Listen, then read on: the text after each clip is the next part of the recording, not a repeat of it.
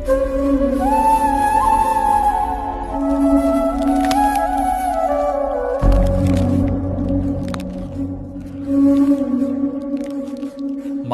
ನಿರ್ಲಕ್ಷ್ಯವಾಗಿ ಎಸೆದ ಪ್ಲಾಸ್ಟಿಕ್ನಿಂದಾಗಿ ಈ ಮುಗ್ಧ ಪ್ರಾಣಿ ನರಳುತ್ತಾ ಇದೆ. ಇದು ನಿಜಕ್ಕೂ ಹೃದಯ ವಿದ್ರಾವಕ ದೃಶ್ಯ. ದಯವಿಟ್ಟು ನಮ್ಮ ಜಾಗವನ್ನು ನಮಗಾಗಿ ಬಿಟ್ಬಿಡಿ ಮಾನವರೇ.